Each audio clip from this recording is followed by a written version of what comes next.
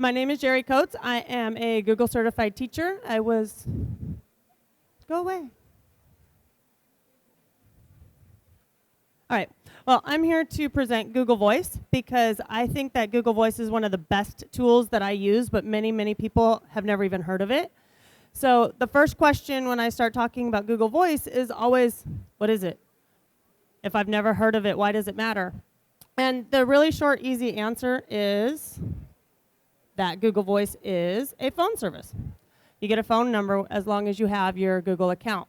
But more specifically, you get a separate phone number from any other number that you have, although you could use your own if you wanted.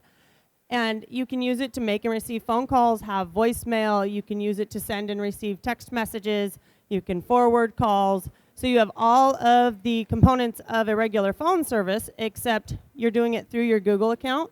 And this has lots of benefits. So just like when I'm working with my students and they write for me and they tell me something, I'm always like, so what? Who cares? Tell me why it's important. So Google Voice for me has been really important because it allows me to do some things that I can't always do with my regular phone, with my cell phone or my school phone. So I am able to have really great communication with my students and with their families, but I'm able to control some privacy issues that I can't do with my regular phone in an easy way. And then for school specifically, I've got this documentation aspect where I need to be able to say, I talked to so-and-so on this day. We made this decision together. And I can share this information with my administrators. In the past couple of years, I've been a teacher on special assignment, and I talked to a lot more students and a lot more parents than just the ones that were in my classes. So I really needed a way to keep a record of everything that I was doing, and Google Voice has worked out perfect for me. Okay, so I've got 3 parts to what I'm going to go over. I've got 1, why it's awesome, 2, what it looks like, and then 3, a very quick overview of the setup process. Everything in Google is super easy, so finding it is probably the hardest thing. So there's advantages to every Google product and every product. And one is maintaining a record of contact. We've all been in that situation where you talked to somebody about something, but you weren't sure when or how or why.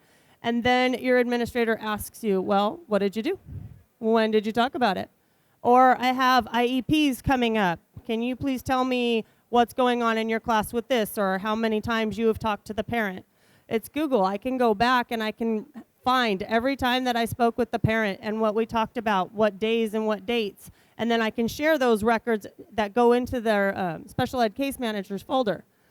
So it saves me from having multiple conversations with the same person that we've already had, saves me from having to talk to too many people about the same topic. So I can have one conversation, write up my notes and save it, and then I can share that whole thing with somebody. I can share the voicemail, I can share my notes, and I can share it with everybody involved through my Gmail. Okay, again, documentation. So I know it's small up here, but this is what a voicemail looks like. So we have up at the top, you've got the date stamp, the time, the phone number it actually came from. You've also got the transcription. And even though transcription can sometimes be a little bit funky, when you can play the audio, and then you can go in and correct anything that it gets wrong.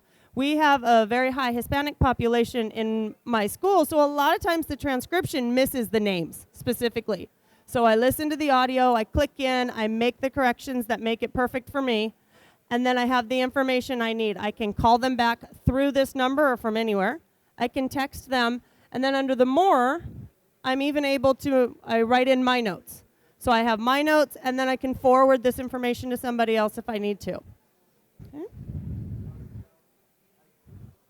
Okay, this is huge for me. I need a way to stay balanced between being connected to my students and being over-connected. I'm on Twitter. I use Instagram with my students. I have a website. I'm on Facebook. They know how to find me. With Google Voice, I can give them a phone number where they can call me, and then I have the ability to turn that on and off. I can set a do not disturb, so calls go to voicemail when I'm at home with my family and it's my time. Or I can be available to them when I am at a conference during the school year and they need to reach me with a question. I can have the phone number ring on my cell phone. I can have it ring at my home phone. I can have it ring at my school phone, depending on where I know that I'm at. just by using the settings. I could even have it ring on all three at once if I really wanted to drive myself crazy. But we are all very, very connected, and as teachers, we need to be connected, but we also need to be able to divide and say, this is your time, and this is my time. So this is one way I allow that. And they never know that you're on Do Not Disturb. Okay, with the personalization, this goes back into the being able to pick where you're going to be answering the phone. So the student has one number. They just know that that's your phone number. They don't know if you're at home or at school or in Texas, because I'm from California. But my phone will ring wherever I want it to, and I can talk to the students or not. I can have them call voicemail. And last night I was going through my Google Voice account, actually my email, and I was receiving, you have a Google Voice message. And I'm like, oh, we're going to forward this. And I was able to send the messages to who's supposed to be handling those messages while I'm out of town, which is a lot harder to do with voicemail. Since I'm here, I can't check my voicemail at school and then forward those messages. That's a much more complicated process. Last night it was in my phone, click, forward, type in their name, and it's gone. Somebody else can handle it because I'm unavailable. I'm on Do Not Disturb. Okay, so it does integrate with voicemail and email. Messages can be emailed and shared. I am very active in my email. It's my primary communication tool. So one of the things that was a seller for me with Google Voice is that I've been able to set it up. It sends me an email to let me know I have a new message. I didn't have to go to another website to see, you have voicemail. I was like, I don't need any more places to go. I need everything on one page.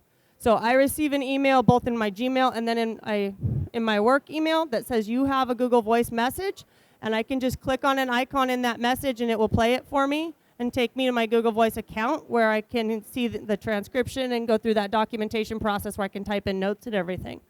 But it also means I can share those voicemails with other people. So I can send.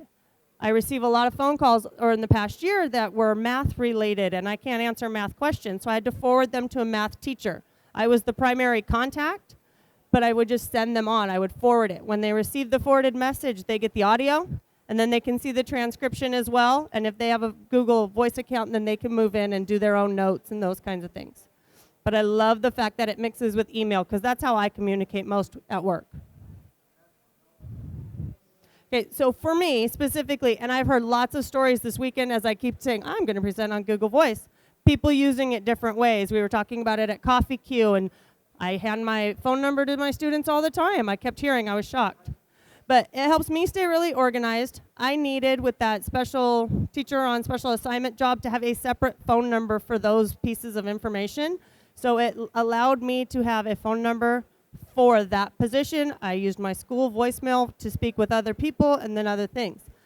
I was able to separate everything. I can keep notes from every conversation without having to do it in hand. I always kept a phone log, and I had a notebook, and if I took a phone call from my cell phone, I had to remember to write it in my phone log, and now it's all in one thing. It's all in my Google account, which I could access from anywhere. Makes life a bazillion times easier. The ability to share and forward messages with colleagues, because I was a member of a team, and I was receiving phone calls as the point person, but I wasn't the decision maker on all those phone calls. So that way the parents only had one number to call, and then I would disseminate the information and delegate who had to respond and answer, and we would deal with it that way. Okay, so I wanted to show you what it looks like. So I showed you the one voicemail, but this is how it comes up in the account. It's very similar to how Gmail looks. So everything comes in chronologically. I've got here just as the regular inbox. It's even the same. So you've got each message separated out, the number that it comes from, the name that it comes from. If somebody contacts you that is in your network of some sort, if they are in your Gmail contacts, if they are in your chat contacts, if they are part of your Google Plus crowd, their information, it would show their name. If they're not a member of your already personal network, then it just gives you the number and you can add that information in later. But it integrates with the Gmail and those contacts. Makes it a little easier. You've got all the information for each voicemail. This was the home screen. So the transcription is mostly accurate. I blurred out the private stuff. There's the one specific message with all the different pieces. Of course, it's Google, so they're always looking to improve. So down at the bottom, it asks, is this transcript useful? You've got the star, just like you do with Gmail documents, where you can star one that's super important and you need to be able to get back to it. and then you can sort by stars later. The bottom portion with the little post-it note is my type. Okay, and then the menu. So this is just like Gmail, it's how you sort it. So you can sort it with everything. You can identify your starred. You can look at just voicemails versus text messages. I love being able to text from this. The students expect me to be sitting there like this, but I'm sitting at my desk texting into a little box, and they receive it as a SMS text message from their phone. They can also text me the same way, and I don't have to give them my cell phone number. It automatically goes by history, but there's other ways to contact it. And then it has your Google Contacts in there. And it always lists your phone number, which is really helpful when you forget, like me. Because we all have so many pieces of information that we're wrapping around. Okay, so under the settings, this is where it gets to where you can really do personal things with it. So under the voicemail, or under the basic phones, you can set it up with where you want it to ring. So you decide that you want it to ring. I have my cell phone number. I have my home phone number. Oh, like, am I sharing all of that out here? You can have phone calls go to your chat. You can have them go to your voicemail, to your cell phone, your home phone, and you just add different ones. And then as a checkbox, you turn them on and off.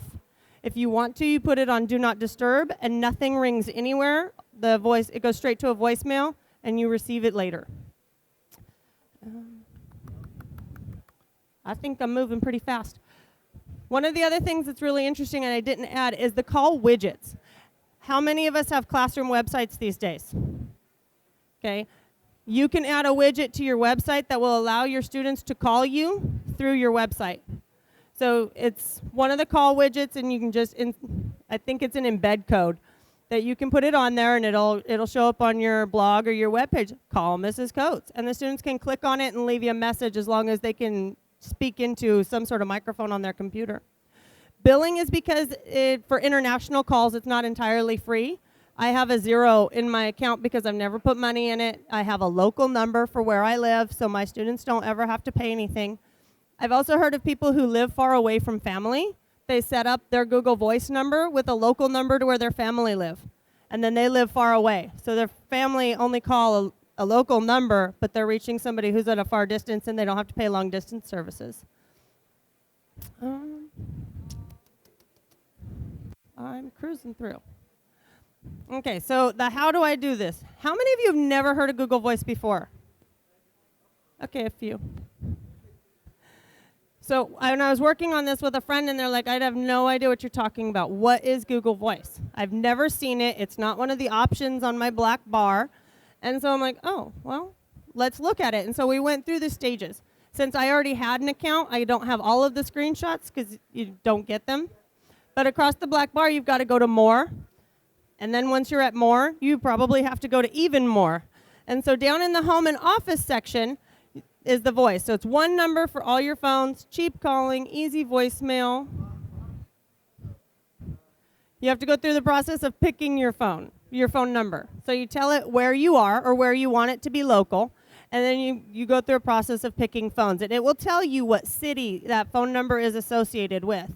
In my area, we have a lot of little cities, and sometimes the boundaries for long-distance phone calling can get a little bit funky, so I wanted to make sure to pick one that I knew was local to my students. So I was able to pick that. If you're lucky, you can also try to type in a number that will make a word. So you want to try using your school initials or using your name. You can test it out, and if the number is available, you can have it. I wasn't able to get that. And then you have to verify you're a human with the CAPTCHA, and so that you're not a computer trying to build yourself an identity out there. And then once you're in, you just get started. It's real easy. They call your phone that you use to verify. You have to give it a phone number. That's part of the verifying you're a human person. And it calls you. It says, you are now activated. Do you want to record your voicemail right now? And you just go, okay. And you record, hi, I'm so-and-so. This is my voicemail. And you're done. It's ready to roll. Within 30 seconds, you have got a Google Voice account that is active. You've got a voicemail greeting. And if you choose not to record it right then, it gives you the generic anything there. And then, as with everything, always just test it. Try making a phone call. I've used it to call through my computer. I receive calls on my computer. You can send text messages, typing there. Then in the Google Play Store, there are apps. There's an app for a phone. There's a Chrome extension to even make it more user-friendly. So you can add the Chrome extension to your Chrome browser that will tell you when you have voicemail or when you have a message, and you can click on it, get to it easily. Or you can put an app on your phone to where your phone receives it and you have all your information in your phone.